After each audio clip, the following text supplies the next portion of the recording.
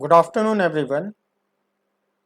पिछले दो एपिसोड्स में मैंने आपको डिफरेंशियल कैलकुलस पढ़ाया, ठीक से पढ़ाया, मतलब उसके एनालिसिस, उसके फार्मूले, उसका एप्लीकेशन और उस पर ढेर सारे न्यूमेरिकल्स। मैंने अपनी समझ से आपको बहुत अच्छी तरह से पढ़ाया। लेकिन आज मैं आपको इंटीग्रल कैलकुलस पढ़ाने जा रहा हूँ। इंटीग्रल कैलकुलस पढ़ने के बाद आपको काफ़ी कॉन्फिडेंस आएगा और फिज़िक्स में जब भी कैलकुलस का यूज होगा आपको एप्लीकेशन ज़रूर समझ में आएगा। तो प्यारे बच्चों, आज भी आपको मेरे साथ बने रहना होगा, सीरियस रहना होगा, फोकस रहना होगा और आपको ये भी टॉपिक समझ में आएगा। और आप इसे भागो मत, इसको समझना ज़रूरी है। नहीं तो आप देखोगे कि कंपटीशन लेवल की फिजिक्स आपको कैच करने में बहुत दिक्कत आ रही है। तो आप सीरियसली बने रहो, मैं आपको सिखाता हूँ। चलो शुरू करते हैं इंटीग्रल कैलकुलस। बच्चों में बताने जा रहा हूँ physical meaning of the integral of a function. इस सिंबल को इंटीग्रल बोलते हैं। Y D X, lower limit x1, upper limit x2। This integral Y D X limit x1 to x2 का फिजिकल मीनिंग समझाने जा रहा हूँ। ये होता है represents the area bounded by the curve y equals F X, X axis and two ordinates x equals x1 and x equals x2 as shown in the figure. अब तुम फिगर पे आ जाओ। देखो, अगर तुम्हारा जो ज्योमेट्री है उसका रेगुलर शेप है, जैसे रेक्टेंगल है या स्क्वायर है, ट्रायंगल है, ट्रेपेजियम है, सर्कल है, एलिप्स है, पैराबोला है, तो जो स्टैंडर्ड ज्योमेट्री होता है उसका जो एरिया बाउंडेड होता है वो आपको फार्मूले रटे हुए हैं। लेकिन अगर टेढ़ा मेढ़ा कर्व है, जैसे रेड कलर से दिखाया होगा, आर्बिट्रेरी कर्व, इसका इक्वेशन हम लोग लिखते हैं y इक्वल्स एफ एक्स। अगर आपसे कोई ये पूछे कि ये जो आर्बिट्रेरी कर्व है और ये जो एक्स एक्सिस है और ये टू ऑर्डिनेट्स हैं x equals x1 and x equals x2, उससे ये जो बाउंडेड एरिया है जिसको हैचिंग किया हुआ है, ये टोटल एरिया कैसे निकालोगे? टोटल एरिया निकालने के लिए बच्चों हमको एक ज्योमेट्रिकल मेथड डेवलप करना होगा। सबसे पहले तुम्हें ग्राफिकल मेथड एक्सप्लेन करने जा रहा हूँ। एक ग्राफ पेपर पे एक कर्व बना हुआ है। ग्राफ पेपर पे बहुत पतले पतले अगर मैं वर्टिकल लाइंस ड्रा कर दूं, तो वर्टिकल लाइंस अगर बहुत करीब करीब बनाओगे तो ये गैप वेरी वेरी स्मॉल होगा। ये गैप इतना छोटा होगा कि इसको dx1 लिख सकते हो। अब तो समझ में आ गया होगा कि स्मॉल चेंज इन एक्स को dx लिखा जाता है। दिस स्मॉल गैप को dx1, इसको dx2, इसको dx3, इसको dx4, डॉट डॉट लास्ट वाले को dxn, क्योंकि स्मॉल चेंज इन एक्स होगा, ये वेरी स्मॉल है। और जब ये बहुत पतला आप बनाओगे तो ये जो कर्व दिख रहा है रेड कलर का, ये ऑलमोस्ट स्ट्रेट फील होना शुरू हो जाएगा। जितना दिख रहा है उससे भी पतला बना दो तो ये ऑलमोस्ट स्ट्रेट हो जाएगा। जब ये ऑलमोस्ट स्ट्रेट होगा तो ये जो ज्योमेट्री है ट्रेपेजियम कहलाएगी। ये ज्योमेट्री, फिर से देखो मैं कर्सर घुमा रहा हूँ बच्चों, ये ज्योमेट्री ट्रेपेजियम कहलाएगी। और ट्रेपेजियम का एरिया का फॉर्मूला आप पहले से पढ़े हो, distance between parallel sides multiplied by average height. ये जो सेंटर पे इसकी हाइट आएगी एग्जैक्टली सेंटर पे, उसको एवरेज हाइट बोलेंगे। एवरेज हाइट इस पॉइंट का y कोऑर्डिनेट होगा, उसको मैंने सिंबल्स में दिखा दिया y1। So y1 is average height of first trapezium. Similarly y2 is average height of second trapezium and y3 is average height of third trapezium. y4 is average height of fourth trapezium and yn is average height of nth trapezium. ये तो height हो गया और ये width हो गया। एक एक ट्रेपेजियम का ग्राफ पेपर पे हाइट में रूलर से मेज़र करूँगा और विड्थ रूलर से मेज़र करूँगा और इनको मल्टीप्लाई कर दूंगा तो हर ट्रेपेजियम का एरिया अलग अलग आएगा और सभी ट्रेपेजियम का एरिया अलग अलग निकाल के सम कर दूंगा तो ये पूरी ज्योमेट्री का बाउंडेड एरिया निकल आएगा। तो सबसे पहले हम लोग ज्योमेट्रिकल मेथड को एक्सप्लेन करने जा रहे हैं। Total bounded area bye a curve and x axis, capital A equals y1 dx1, y2 dx2, y3 dx3 plus dot dot dot dot yn dxn। तो आप सिग्मा नोटेशन लोअर क्लासेस में पढ़े होंगे। इसको लिख सकता हूँ sigma Y I D X I, I की लिमिट 1 to n, ये आई की लोअर लिमिट और ये आई की अपर लिमिट। इस पूरे एक्सप्रेशन को इस तरह से लिखा जा सकता है। फिर क्या हुआ, जब ट्रेपेजियम बहुत पतले पतले बनाए जाते हैं और सभी ट्रेपेजियम एक दूसरे को कंटिन्यूसली टच कर रहे होते हैं तो कहा जाता है कि हर दो क्वांटिटी में, हर दो एडजेसेंट टर्म के बीच जो गैप होता है, आई मीन इसका एरिया और इसका एरिया, इनके बीच जो गैप होता है वो नेग्लिजिबल होता है। इन दोनों के बीच जो गैप होता है नेग्लिजिबल होता है। इसको कंटिन्यूअस वेरिएबल कहा जाता है। हर दो कंसेक्यूटिव टर्म का डिफरेंस अगर वेरी वेरी स्मॉल नेग्लिजिबल है तो इसको कंटिन्यूअम सिस्टम और इसको कंटिन्यूअस डिस्ट्रीब्यूशन कहा जाता है।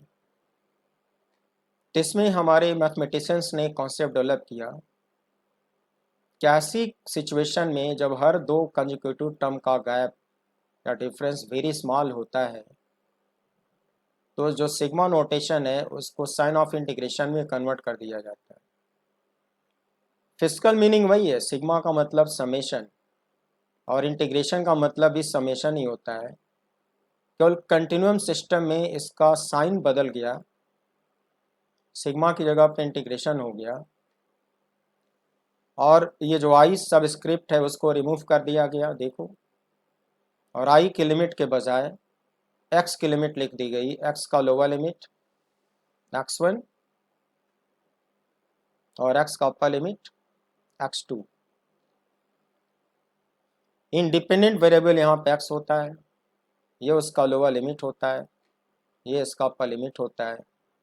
तो ये कॉन्सेप्ट डेवलप करा गया और कहा गया कि ये जो टोटल एरिया बाउंडेड आप निकाल रहे हो उसको आप इस तरह से लिख सकते हो और इसको पढ़ते हैं integral y dx limit x1 to x2। तो फिजिक्स में जब भी मुझे किसी कर्व का एरिया निकालना होगा तो हम लोग इस फार्मूले को इस्तेमाल करेंगे। y वही डिपेंडेंट वेरिएबल है जो यहाँ लिखा हुआ है और x वही इंडिपेंडेंट वेरिएबल है जो यहाँ लिखा हुआ है और ये लोअर लिमिट और ये अपर लिमिट यहाँ पे लगा दी जाएगी, इसको सॉल्व करा जाएगा और मुझे टोटल एरिया मिल जाएगा। तो मैंने नोट क्या लिख रखा है कि when the function is continuous, देखो ये जो कर्व है वो कंटिन्यूअस है, रास्ते में कहीं ब्रेक नहीं हुआ है। जब कर्व कंटिन्यूअस होता है तो इस फंक्शन को कंटिन्यूअस फंक्शन बोलते हैं। So when the function is continuous then sigma sign is converted to integral sign, ये नोट लिखा हुआ है। और ये जो टोटल बाउंडेड एरिया है उसका ये बन गया फार्मूला, इसको अच्छे से याद रखना बच्चों, भूलना नहीं। तो मैं फिर से समझा रहा हूँ, area bounded by a given continuous curve y equals F x, और इसकी दूसरी बाउंड्री क्या होगी, सेकेंड बाउंड्री होगी एक्स एक्सिस, तीसरी बाउंड्री होगी vertical ordinate x equals x1, चौथी बाउंड्री होगी ऑर्डिनेट x इक्वल्स x2। इन चारों बाउंड्री के भीतर ये घिरा हुआ हैच किया हुआ एरिया वो इस फार्मूले से डिनोट किया जाएगा। ये इस इंटीग्रल सिंबल का फिजिकल मीनिंग होता है बच्चों, याद रखना, भूल मत जाना।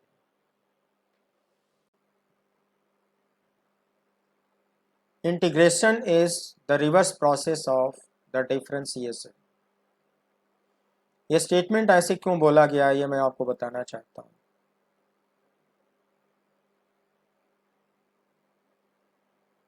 सपोज कैपिटल एफ एक्स कोई फंक्शन है, एक्स का कोई फंक्शन है, उसको डिफ्रेंशिएट करो, I mean D D x apply करो। डी डी एक्स अप्लाई करने पर एक नया फॉर्मूला मिलता है, तो उसको अनदर फंक्शन कहोगे small F of x.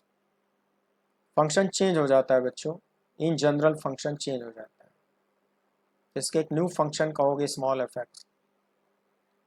So this is equation number 1। अब डी एक्स को एफ एक्स में क्रॉस मल्टीप्लाई करो, क्रॉस मल्टीप्लाई कर दिया, लेफ्ट हैंड साइड में क्या बचेगा, D of capital F X बचेगा। D of capital F X बच्चों, किसी फिजिकल क्वांटिटी में जब डी लग जाता है, तभी तक मैं आपको सिखा पाया हूँ कि क्वांटिटी वेरी स्मॉल मानी जाती है, इसको डिफरेंशियल एलिमेंट कहा जाता है। तो जब right hand side very small हो गया तो लेफ्ट हैंड साइड भी वेरी स्मॉल होगा। Taking summation of all the differentials we have. अब इस तरह की बहुत सारी कंटिन्यूअस छोटी छोटी क्वांटिटी को सम कर दो। बच्चों समेशन का जो ओल्ड सिंबल है वो सिग्मा नोटेशन होता है। इस तरह की छोटी छोटी क्वांटिटी को जब सम करोगे तो राइट हैंड साइड में भी सिग्मा का सिंबल यूज करना होगा। अब इसमें क्या होगा कि जब छोटी छोटी क्वांटिटी को सम करोगे तो एक बिग क्वांटिटी मिलेगी। तो जब बिग क्वांटिटी ये मिलेगी तो डी सिंबल एलिमिनेट हो जाता है, सिग्मा सिंबल एलिमिनेट हो जाता है, और राइट हैंड साइड को बिग क्वांटिटी को खाली एफ एक्स लिखती है। तो बच्चों आपने दिखाया कि लेफ्ट हैंड साइड में छोटी छोटी क्वांटिटी को सम करने से आपको मिल गया कैपिटल एफ एक्स। इसमें डी एक्स को हम लोग कहते हैं process to zero. Differential calculus में समझाने की कोशिश किया कि डी एक्स होता है very small change in x, और इसकी वैल्यू वेरी स्मॉल होती है, टेंस टू जीरो मानी जाती है, बट एग्जैक्टली जीरो नहीं होता, जीरो से थोड़ा बड़ा होता है। तो जब भी हम लोग स्मॉल कंटिन्यूस क्वांटिटीज़ को सम करते हैं तो सिग्मा नोटेशन को रिप्लेस कर डालते हैं। ये कंटिन्यूस स्मॉल क्वांटिटीज है, डिस्क्रीट वैल्यूज़ नहीं है। हर क्वांटिटी छोटी है और वो एक दूसरे के बहुत करीब करीब है, कंटिन्यूस स्मॉल वैल्यूज़। तो सिग्मा नोटेशन को इंटीग्रेशन में कन्वर्ट करा गया। सो लेटर ऑन हमारे मैथमेटिशियंस ने समेशन का जो सिंबल था उसको इंटीग्रल के सिंबल से रिप्लेस कर दिया। ये सिंबल इस तरह के सिंबल से रिप्लेस हो गया और इसको कहते हैं साइन ऑफ इंटीग्रेशन। प्यारे बच्चों, साइन ऑफ इंटीग्रेशन का फिजिकल मीनिंग समेशन ही होता है, बट समेशन का यूज होता है डिस्क्रीट वेरिएबल्स को सम करने में। डिस्क्रीट क्वांटिटीज़ को सम करने में ये सिंबल बहुत पहले से यूज होता था, लेकिन जब बहुत छोटी छोटी कंटिन्यूस क्वांटिटीज़ को सम करना होता है, हमारे मैथमेटिशियंस ने सिंबल को साइन ऑफ इंटीग्रेशन में कन्वर्ट कर दिया। Finally integration is also summation of small quantities. Left hand side में हो गया integral F x D x, और राइट हैंड साइड में एफ एक्स मिलेगा, एंड से this is equation number 2। Now from equations 1 and 2 this is evident that integration is the reverse process of differentiation. बच्चों ये statement मैंने क्यों लिखा है ये मैं आपको समझाने जा रहा हूँ। इक्वेशन 1 को आप ऐसे पढ़ो, कैपिटल एफ एक्स का डिफरेंशियल स्मॉल एफ एक्स होता है और स्मॉल एफ एक्स का इंटीग्रल कैपिटल एफ एक्स होता है। बच्चों फिर से सुनो, ये जरूर समझ में आएगा। कैपिटल एफ एक्स का डिफरेंशियल स्मॉल एफ एक्स होता है और स्मॉल एफ एक्स का इंटीग्रल कैपिटल एफ एक्स होता है। बच्चों इसीलिए कहा गया integration is the reverse process of differentiation. अब हम लोग इसको फार्मूला बनाने में इस स्टेटमेंट को इस्तेमाल करने जा रहे हैं, जो आप केयरफुल्ली वॉच करो तुम्हें समझ में आएगा।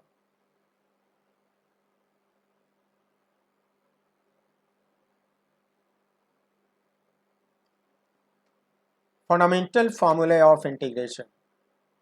Integral of x power n dx comes out on derivation x power n plus 1 upon n plus 1। प्यारे बच्चों, ये फार्मूला कैसे बना होगा?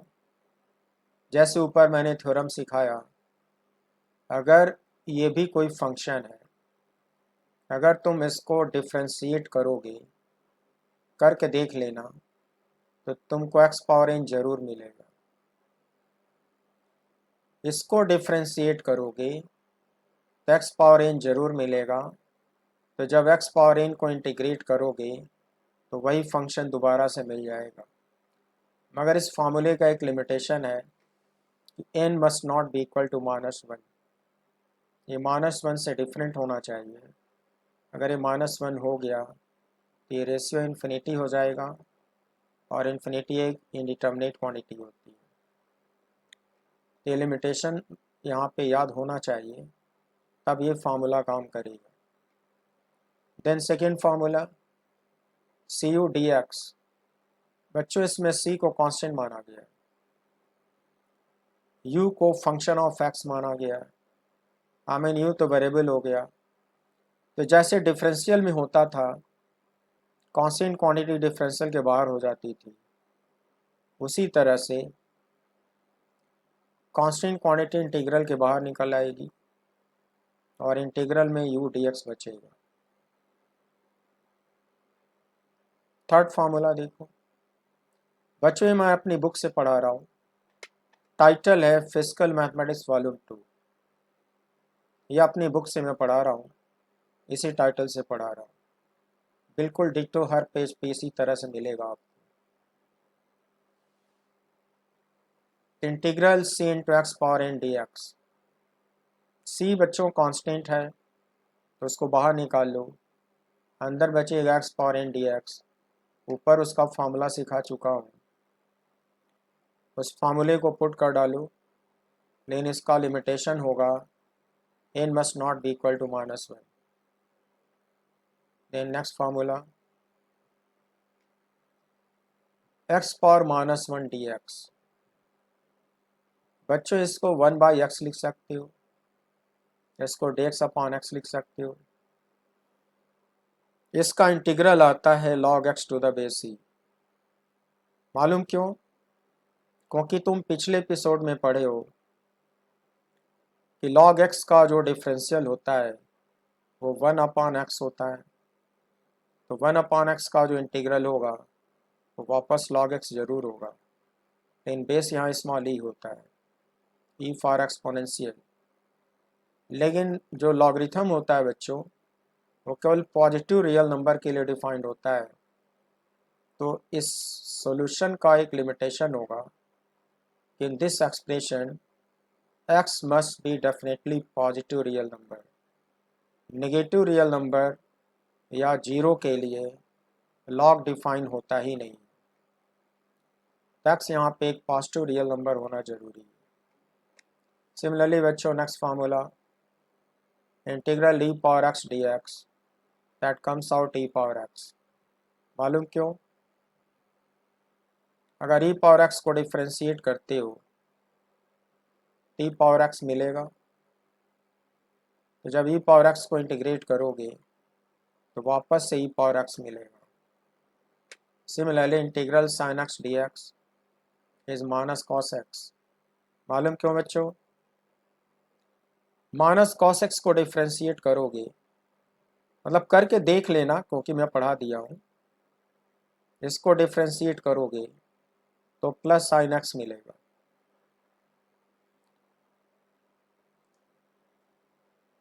तो जब sin x को इंटीग्रेट करोगे तो माइनस cos x मिलना ही चाहिए। Then integral cos x dx is sin x।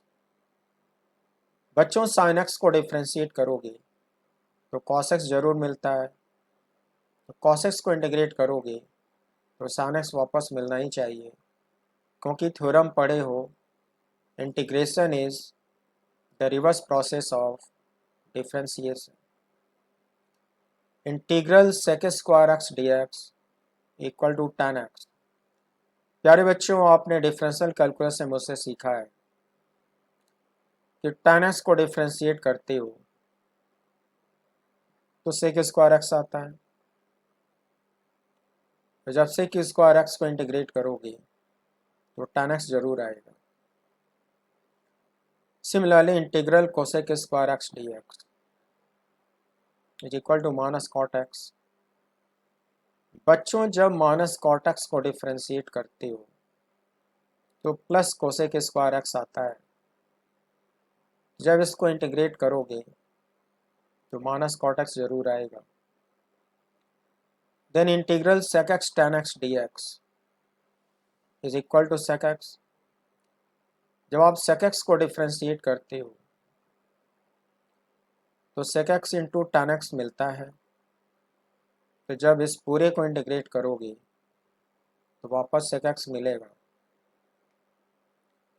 Then integral cosec x cot x dx comes out minus cosec x। जब आप माइनस कोसेक x को डिफरेंशिएट करोगे तो इतना जरूर आएगा। तो जब इसको इंटीग्रेट करोगे तो माइनस कोसेक x जरूर आएगा।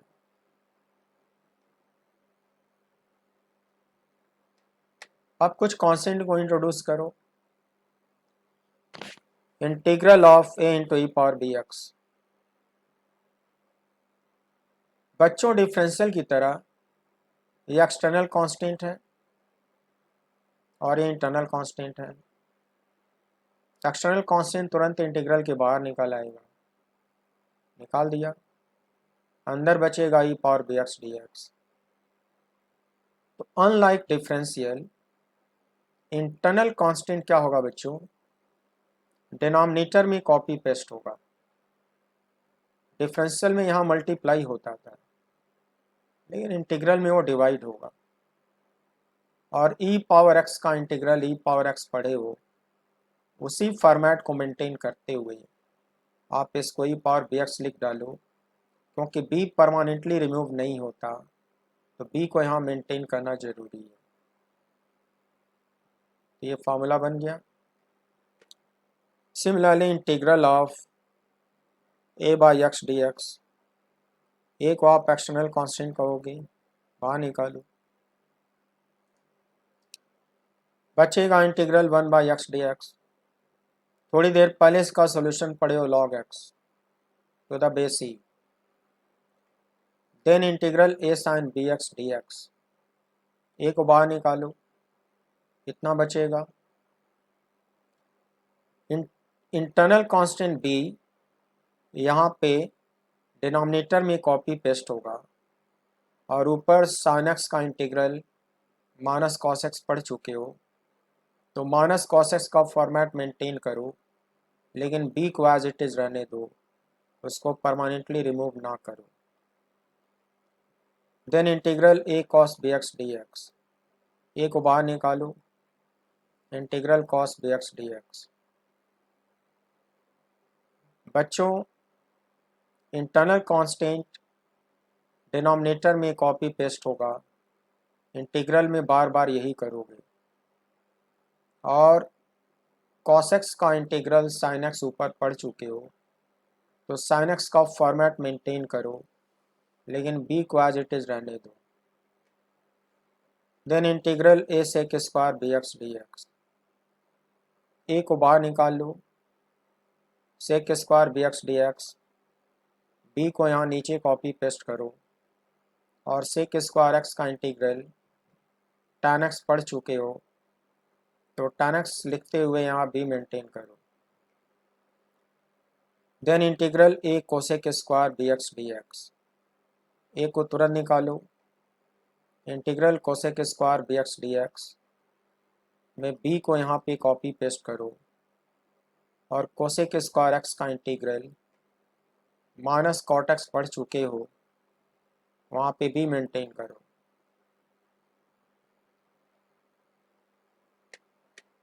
Integral a sec dx tan bx dx।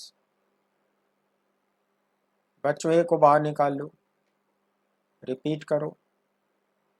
sec x into tan x का इंटीग्रल पढ़ चुके हो, sec x पढ़े हो। b को डिनोमिनेटर में कॉपी पेस्ट करो और यहाँ sec bx लिख डालो।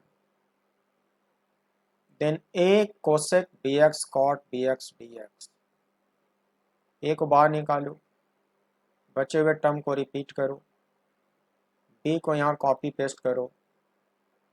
cosec x cot x dx का इंटीग्रल पढ़ चुके हो, इसका इंटीग्रल माइनस cosec x ऊपर पढ़े हो, तो minus cosec x format maintain करो, मगर b को यहाँ मेंटेन करो। बच्चों ये इंपॉर्टेंट फार्मूले आपको सिखाए गए। मैं फिर से कहना चाहता हूँ कि फिजिक्स का काम तो इतने से हो जाएगा, मगर आपके मैथ्स टीचर ढेरों फार्मूले पढ़ाएंगे, बहुत सारी प्रॉपर्टीज़ बताएंगे, लेकिन उतने की ज़रूरत फिजिक्स में पड़ेगी नहीं। केवल 19 फार्मूले से फिजिक्स का काम तो हो जाएगा, इतने से आप काम चलाओगे और मैं आपको सिखा दूंगा। कम से कम इतने फार्मूले आप अच्छे से समझ लो, और न्यूमेरिकल्स में मैं प्रैक्टिस करवा दूंगा तो फार्मूले लर्न भी हो जाएंगे। अब मैं आपको पढ़ाने जा रहा हूँ मेथड्स ऑफ इंटीग्रेशन।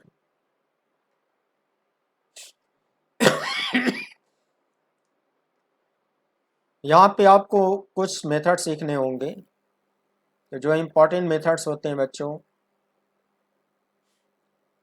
पहला होता है मेथड ऑफ डिस्ट्रीब्यूशन, दूसरा होगा method of integration by substitution, तीसरा होगा method of integration by parts. Physics में आपको इतना ही सीखना है और इतने से आपका काम बनने वाला है। सो मेथड ऑफ डिस्ट्रीब्यूशन क्या होता है मैं बता दूं। If y equals y1 plus minus y2 plus minus y3 plus minus dot dot plus minus yn, then बच्चों ये सब अलग अलग x के फंक्शन हैं।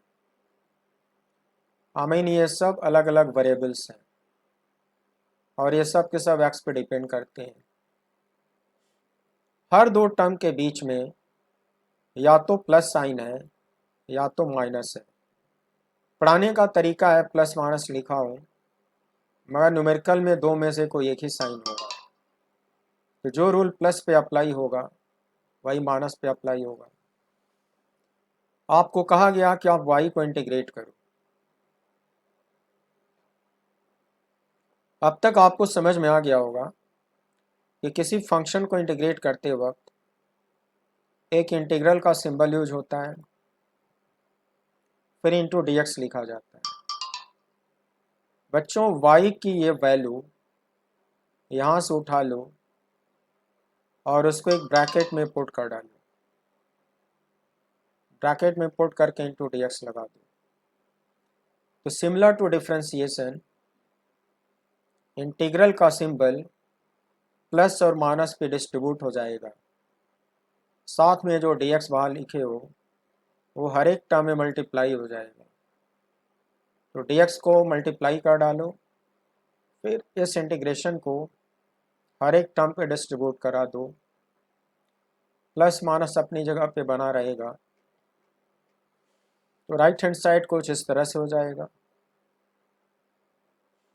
यह आपका फर्स्ट टर्म होगा, ये सेकेंड टर्म होगा, ये थर्ड टर्म होगा और ये nth टर्म होगा। फिर इनकी वैल्यूज सॉल्यूशन निकालो, सबको अलग अलग सॉल्व करो, जितने फार्मूले पढ़े हो सॉल्व करने के बाद इनको अलजेब्राइक सम ले लो, वो इसका सॉल्यूशन माना जाएगा। बच्चों बी पार्ट है method of integration by substitution, बहुत इंपॉर्टेंट है, फिजिक्स में फ्रिक्वेंटली यूज होगा। इसमें कोई खास फार्मूला तो नहीं होता, इसको न्यूमेरिकल एग्जांपल से ही सिखाना पड़ता है। तो मैं एक न्यूमेरिकल एग्जांपल लेता हूँ, आपको सिखाने की कोशिश करता हूँ।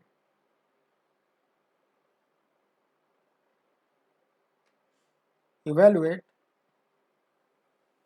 Integral of 1/a plus B X D X. बच्चों अगर यहाँ पे ए ना होता, खाली बी एक्स होता तो ये सॉल्व हो जाता। बी एक्स ना होता, खाली ये होता, तब भी ये सॉल्व हो जाता।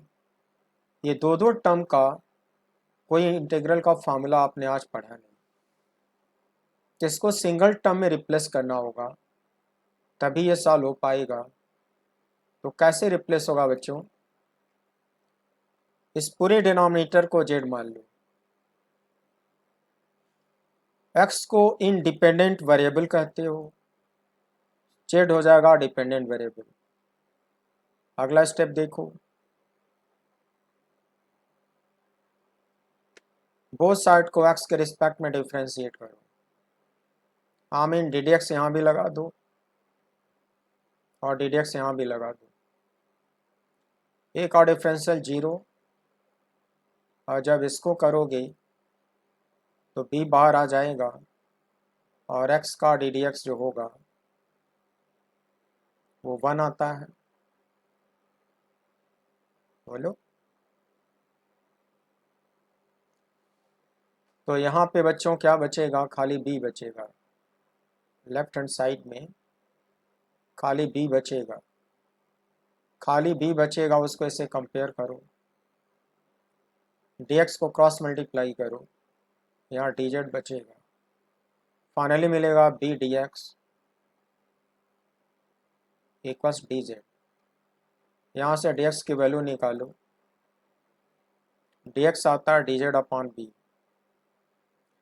अब ये जो आपका ओरिजिनल एक्सप्रेशन है इसमें सब्स्टिट्यूट करो। क्या करने वाले हो बच्चों? इसको z लिखने वाले हो और dx की जगह पे dz अपॉन बी लिखने वाले हो। तुमने यहाँ पे सब्स्टिट्यूट करा है, इसीलिए इसको कहते हैं मेथड ऑफ सब्स्टिट्यूशन। अब तुम्हें पता है कि बी कांस्टेंट है तो बाहर आएगा, अंदर बचेगा dz बाय z। बच्चों इंटीग्रल dx बाय x का फॉर्मूला क्या पढ़े हो? log x पढ़े हो। Due to same reason integral dz by z की जगह पे log z लिखोगे, 1 बाय बी को रिपीट करोगे। बच्चों जब लिमिट नहीं लगाते तो इसको मैथ में इनडेफिनिट इंटीग्रल कहते हैं। जब इनडेफिनिट इंटीग्रल किया जाता है तो मैथ में एक कांस्टेंट ऑफ इंटीग्रेशन लिखा जाता है। तो यहाँ पे प्लस लगा के एक कांस्टेंट ऑफ इंटीग्रेशन लिख दिया जाता है। ये मैथ की वजह से ऐसा हो रहा है, धीरे धीरे आपको समझ में आ जाएगा। अब आप z को रीसब्स्टिट्यूट करो, तो z की वैल्यू वापस से रख दो। यहाँ पे जो एल जी लिखते हो इसका बेस तुम स्मॉल ही माने हो, कैलकुलस में तो स्मॉल ही बेस चलता है, तो बेस लिख डालो। नहीं भी लिखोगे तो स्मॉल ही माना जाएगा, और ये हो गया तुम्हारा आंसर। तो आपको मैंने सिखाया कि मेथड ऑफ सब्स्टिट्यूशन यहाँ कैसे इस्तेमाल हुआ है। एक और क्वेश्चन देखो, evaluate integral sec cube X tan x dx।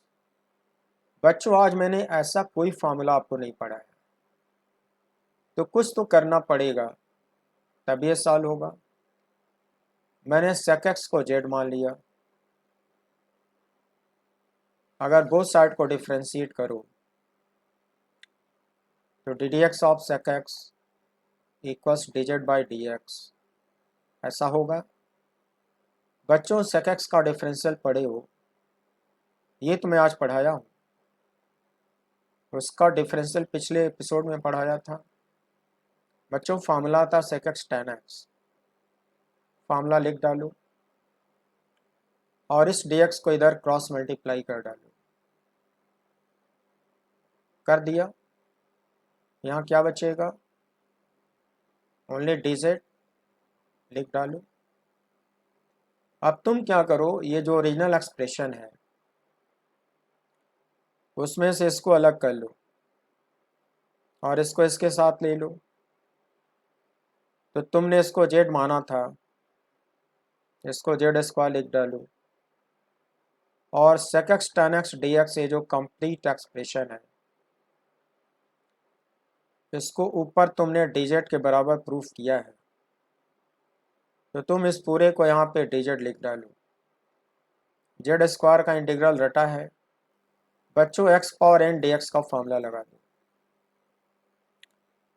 तो x पावर n dx का इंटीग्रल पड़ेगा x power n plus one upon n plus one.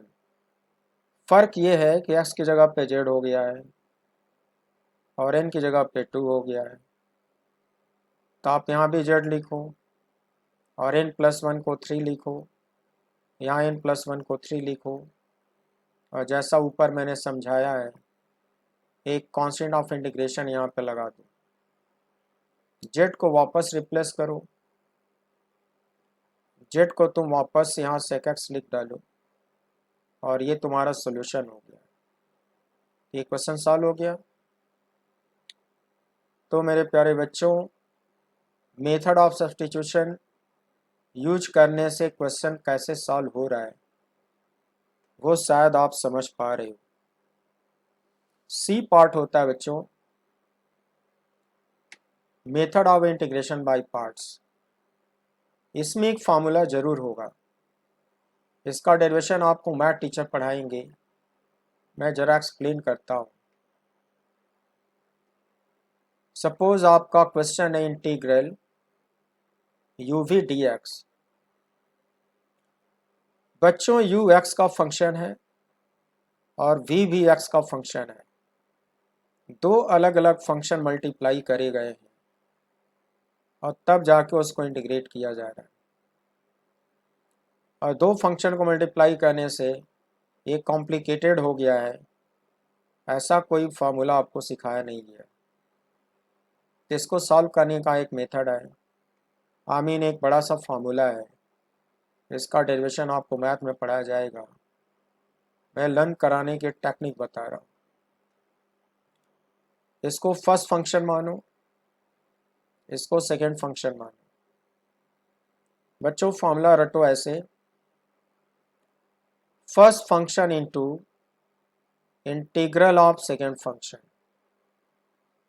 Minus integral with in bracket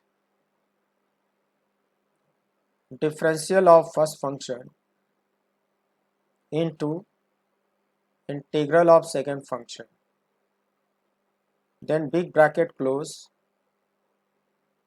again into dx। इस प्रोसीजर से ये question solve हो जाएगा। मैं इसको अप्लाई करना सिखा दूंगा, इसको मैं थोड़ा डिटेल में पढ़ के बताता हूँ। u times integral v dx then minus integral within bracket du by dx into integral v dx brackets close into dx। बच्चों ये तो पूरा एक्सप्रेशन हो गया। इस पूरे फॉर्मूले को कहते हैं इंटीग्रेशन बाय पार्ट्स। शॉर्ट में पढ़ोगे first function into integral of second function minus with in bracket with in integral differential of first into integral of second bracket close again dx। अब सवाल ये कि हर क्वेश्चन इस मेथड से नहीं लगेगा, कुछ स्पेशल क्वेश्चन होंगे जो इसी मेथड से सॉल्व करे जाएंगे, वो मैं धीरे धीरे सिखा दूंगा। सारे क्वेश्चन इस मेथड से नहीं लगते। जैसे एक छोटा सा एग्जांपल देखो, integral x sin x dx। बच्चों अगर खाली x होता तो सॉल्व हो जाता, खाली sin x होता तो भी सॉल्व हो जाता, लेकिन दोनों को मल्टीप्लाई कर दिया तो ऐसा कोई फार्मूला नहीं पड़ेगा। तुम सोचते होगे कि integration by method of substitution से होगा। बच्चों ये क्वेश्चन सब्स्टिट्यूशन से नहीं होगा। किसको सब्स्टिट्यूट करोगे? एक्स को सब्स्टिट्यूट करने का कोई फायदा नहीं होगा, साइन एक्स को सब्स्टिट्यूट करने का कोई फायदा नहीं होगा। आप ट्राई करके देख लेना, सब्स्टिट्यूशन से कोई फायदा नहीं होने वाला है। बच्चों अगर यहाँ एक्स स्क्वायर होता ना तो उसको जेड लिखते तो शायद ये आसान पड़ता है, लेकिन सिंगल एक्स होने की वजह से सब्स्टिट्यूशन से कोई बेनिफिट नहीं होगा। अब बाय पार्ट्स ट्राई करता हूँ। मेरा ये मानना है कि इस एक्स ने यहाँ पे प्रॉब्लम क्रिएट किया है। अगर ये एक्स गायब हो जाता तो ये आसानी से इंटीग्रेट हो जाता है। इसको गायब करने का मेथड क्या होगा? इसको गायब करने का मेथड क्या होगा बच्चों? रिपीट करो। इसको मान लो u, इसको मान लो v। आमीन ये फर्स्ट फंक्शन और ये सेकेंड फंक्शन। फिर बाय पार्ट्स का फॉर्मूला यूज करो। First function into integral of second minus integral differential of first function into integral of second function, bracket close और फिर से dx लिख डालो। इंटीग्रल ऑफ साइन एक्स रटा है तुम्हें, माइनस कॉस एक्स लिख डालो, माइनस कॉस एक्स लिख डालो। फिर यहाँ पे आ जाओ, dx ऑफ एक्स की वैल्यू 1 आती है, लिख डालो। इंटीग्रल साइन एक्स dx का सॉल्यूशन माइनस कॉस एक्स होता है, लिख डालो। बाहर वाले dx को लिख डालो। इस नेगेटिव को बाहर निकाल लो, ये प्लस हो जाएगा। इसको रिपीट कर डालो। यहाँ बच्चों बचेगा integral cos x dx। Integral cos x dx का सॉल्यूशन पढ़े हो, प्लस साइन एक्स लिख डालो। और इनडेफिनिट इंटीग्रल का रूल है कि लास्ट में एक कांस्टेंट ऑफ इंटीग्रेशन लगाया जाता है, तो इसको लगा डालो। देखो कितनी आसानी से आंसर आ गया। तो बच्चों जहाँ पे सब्स्टिट्यूशन काम नहीं करेगा, कभी कभी ऐसी सिचुएशन में इसमें से कोई एक गायब होने लायक होगा, कोई एक फंक्शन डिफ्रेंशिएट करने से गायब होने वाला होगा। जैसे उसको डिफ्रेंशिएट किया तो गायब होके 1 हो गया। तो ये क्विक डिसीजन लेना होगा, गायब होने वाले को फर्स्ट मान लेते हैं और जो इंटीग्रेबल होता है उसको सेकंड मान लेते हैं, और इस तरह से टेक्निक इस्तेमाल करके आंसर तक पहुंचते हैं। तभी मेरे पास पढ़ाने को बहुत कुछ है। डेफिनेट इंटीग्रल है, फिर उसके न्यूमेरिकल एग्जांपल्स होंगे,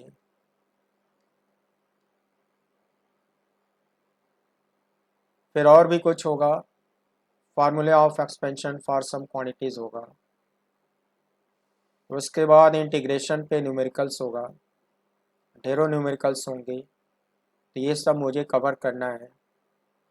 बहुत सारे क्वेश्चन कराऊंगा, तुम्हारा कैलकुलस का डर निकल जाएगा। इतना कैलकुलस पढ़ा दूंगा कि मैथ में भी 60% काम चल जाएगा और फिजिक्स का तो 100% काम चल जाएगा। सो प्यारे बच्चों,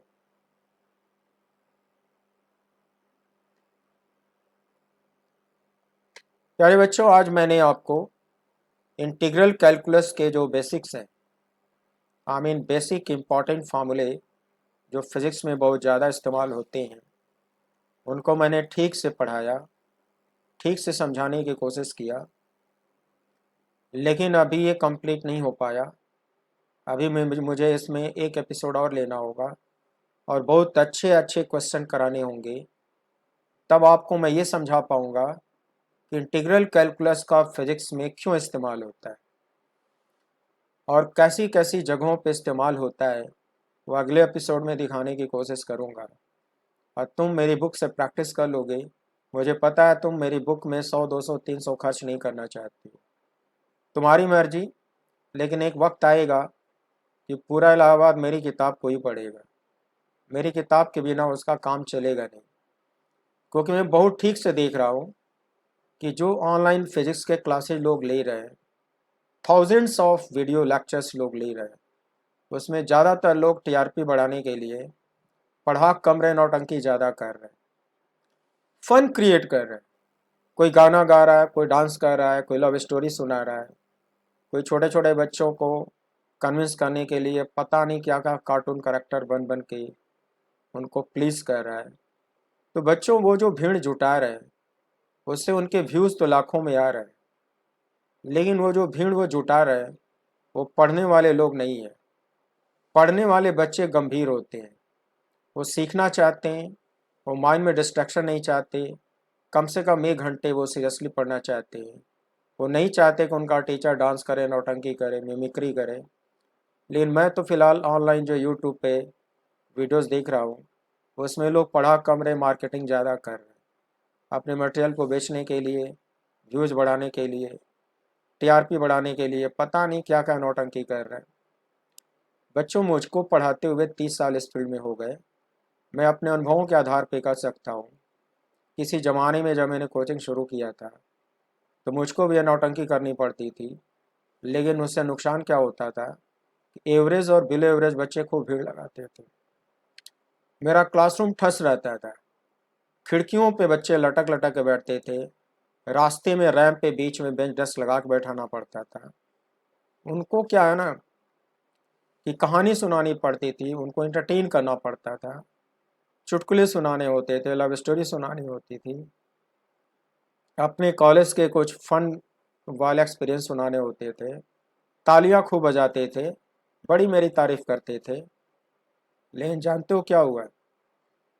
आरटी और पीएमटी का रिजल्ट वो दे नहीं पाते थे। एक वक्त ऐसा आया कि वो ताली बजाने वाली जो भीड़ थी मेरी कोचिंग से गायब हो गई।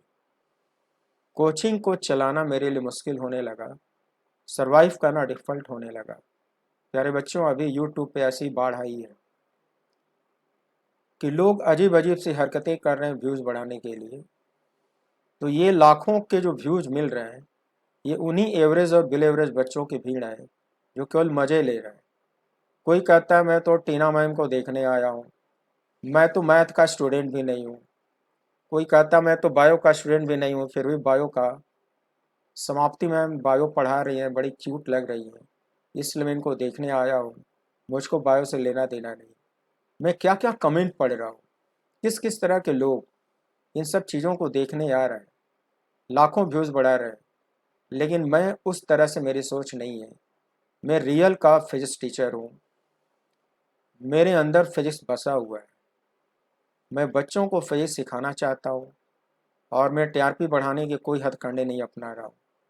अगर आपको फिजिक्स मेरी पसंद आए तो कुछ गंभीर टाइप के बच्चे जो सचमुच सीखना चाहते हैं उनको मेरा वीडियो रेकमेंड आप ज़रूर करो, मेरे चैनल को लाइक करो और सब्सक्राइब करो, और कुछ अच्छे जीनियस बच्चे मुझसे फ़ायदा उठा सके, उनकी लाइफ अच्छी हो जाए, वो अच्छे करियर में अच्छा मुकाम हासिल करे, यही मेरा मकसद है।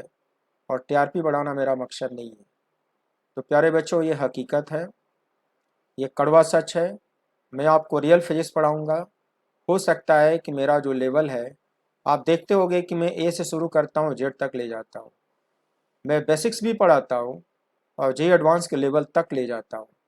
लेकिन कुछ जो जिन बच्चों में पेशेंस की कमी होती है, जब मैं हाई लेवल पे आता हूँ तो कुछ बच्चे बोर होने लगते हैं, पेशेंस छोड़ देते हैं और मेरे वीडियो को या तो डिसलाइक कर देते हैं या तो अनसब्सक्राइब कर लेते हैं। तो मैं चाहता हूँ कि आप ऐसा न करो, आप सीरियसली पढ़ो। तो प्यारे बच्चों, मेरी बातों पे गौर करना कि मेरी बातों में कितनी सच्चाई है, और तुम भी ऐसे लोगों के वीडियो ज़रूर देखो जो फन क्रिएट करते हैं, नौटंकी करते हैं, पढ़ाते कम हैं। और तुम ये भी एनालाइज करो कि वैसे लोगों का वीडियो देखकर तुम 1 घंटे में कितना सीख पाते हो, 1 हफ्ते में कितना सीख पाते हो, 1 महीने में कितना सीख पाते हो, और जो सीख लेते हो उसे क्या कर लेते हो।